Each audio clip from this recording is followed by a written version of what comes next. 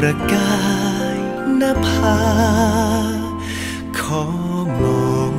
ไม่ยอมนิทราขอชื่นตาให้พี่ชื่นใจกลัวฉันกลัวว่าจันทร์จะลาจากฟ้าไกลกลัวฉันกลัวว่าใจจะขาดเมื่อร้างลากลัวฉันกลัวเจ้าจะไกลไม่เห็นหน้ากลัวชะตาจะมาพรากเราเพียงลับตากระวนกระวายแล้วร้อนรนเพียงมืดมนพี่จะทานทนได้หรือเปล่าเพียงยิ้มมาหัวใจเบิกบานคลายทุกเศร้าเราน้อเราคนึงถึงเจ้า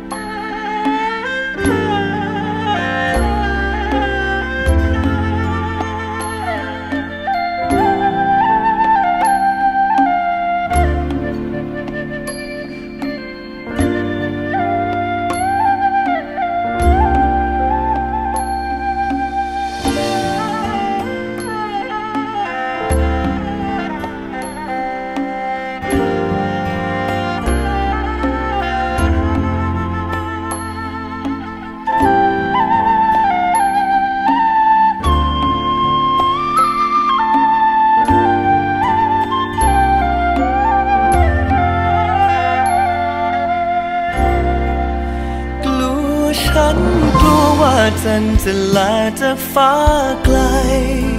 กลัวฉันกลัวว่าใจจะขาดเมื่อร้างลากลัวฉัน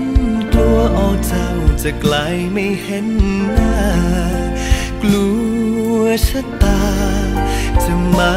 พรากเราเพียงลับตากระวนกระวายแล้วร้อนรน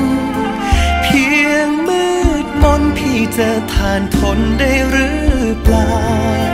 เพียงยิ้มมาหัวใจเบิกบานคลายทุกเศร้าเราน้อเรา